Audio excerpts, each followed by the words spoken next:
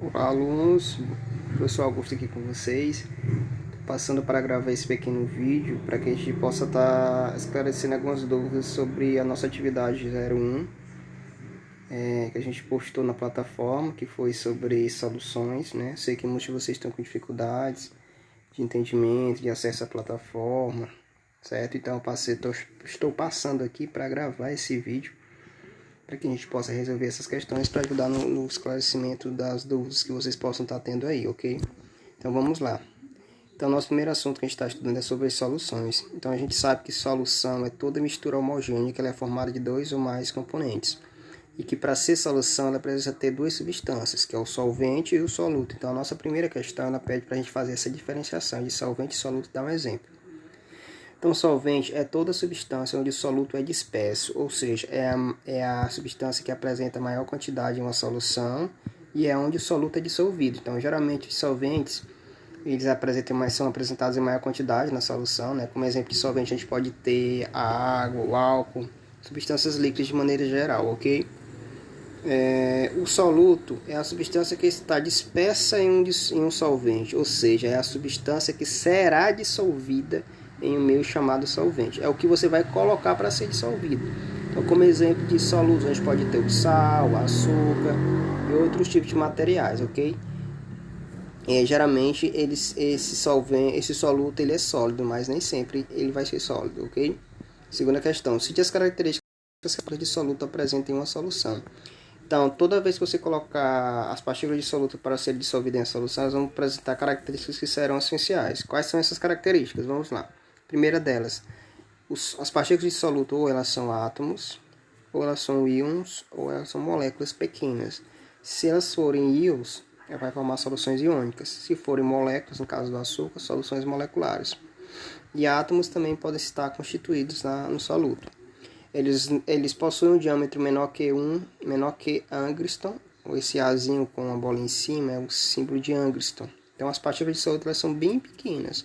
Tanto é que elas não sofrem nem sedimentação, né, outra característica, e nem podem ser separadas do solvente por meio de filtração.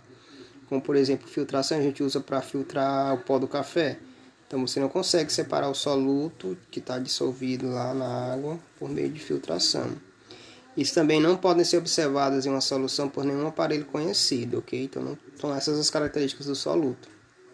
Terceira, as soluções são diferenciadas inicialmente quanto a dois fatores principais. Quais são esses fatores? Então, as soluções podem ser diferenciadas quanto a dois fatores. O primeiro deles é a fase de agregação. Então, a gente vai ter soluções de acordo com a fase de agregação em sodas, líquidos e gasosas.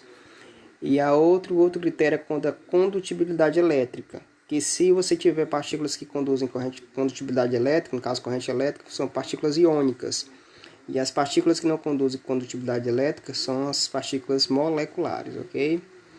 As substâncias podem ser dissolvidas, quarta questão. As substâncias podem ser encontradas contra a fase de agregação em sólidas, líquidas e gasosas. Dê exemplo de soluções sólidas, líquidas e gasosas. Então, geralmente, as soluções sólidas são as ligas metálicas. Então, aí na natureza, a gente tem uma infinidade de ligas metálicas. O aço, o bronze,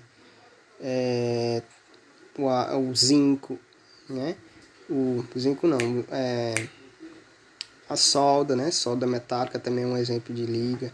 Então, exemplo de substância de solução sólida. A gente botei o exemplo aí de uma liga metálica formada de zinco e cobre. É um exemplo de solução sólida.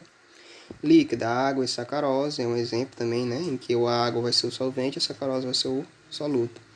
Gasosos, geralmente as soluções gasosas elas são formadas por mistura de gases, né? Que estão dispersas na atmosfera. Quinta questão. As soluções que apresentam apenas moléculas com partículas dispersas e não conduzem corrente elétrica são chamadas de quê? São chamadas de soluções moleculares, porque elas vão formar moléculas. O exemplo mais comum é quando você pega a água e bota o açúcar para ser dissolvido. Então, nesse caso, não vai conduzir corrente elétrica, não vai formar íons, então vai ser soluções moleculares. Sexta, as soluções que apresentam íons como partículas dispersas conduzem corrente elétrica, pois os íons são carregados eletricamente, são chamados de quê? Então, se a solução tiver íons e esses íons vão ser capazes de conduzir corrente elétrica, né, através da mistura que você for formar, então nesse caso a gente vai ter uma solução eletrolítica ou solução iônica. O exemplo mais comum é a água e o sal de cozinha, NaCl.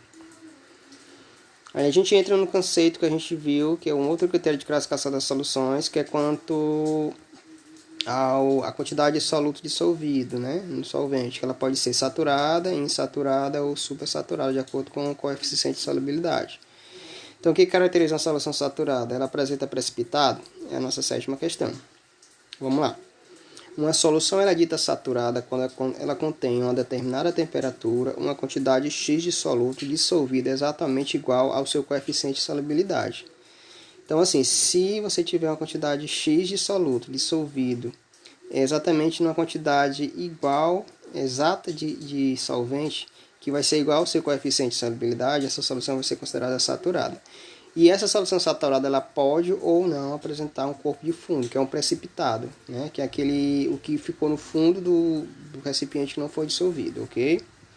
Uma solução é dita supersaturada quando contém o quê? Uma solução, a oitava questão, ela é dita supersaturada quando contém uma determinada temperatura, uma quantidade de soluto dissolvido superior ao coeficiente de solubilidade. Então, nesse caso, a quantidade de soluto que você colocou no solvente, ele não foi, o solvente não conseguiu dissolver tudo que estava dissoluto ali naquela solução. Então, nesse caso, vai formar um precipitado, vai formar um corpo de fundo, que é como se fosse um excesso de soluto que não foi dissolvido, ok? Isso aí é característica de uma solução supersaturada. E a nona e a décima é para a gente dar uma diferença de solução diluída e solução concentrada e dar um exemplo. Então, a solução diluída, ela é diluída quando ela tem pouca quantidade de soluto em relação à quantidade de solvente. Por exemplo, quando você faz um café fraco, você bota menos café em relação a uma grande quantidade de água. E quando você faz um café forte, é porque você coloca mais café em relação à quantidade de água que você está utilizando ali. Então, nesse caso, quando você tiver pouco soluto e mais solvente, a solução é diluída. E quando você tiver mais soluto em uma pequena quantidade de solvente, a solução é concentrada. Então, esse pequeno vídeo é só para vocês tirarem algumas dúvidas, alguns conceitos relacionados às soluções. Espero que vocês tenham entendido. Então, na nossa próxima aula, a gente vai falar um pouco sobre dispersões coloidais e suspensões. Forte abraço, continue firme nos estudos.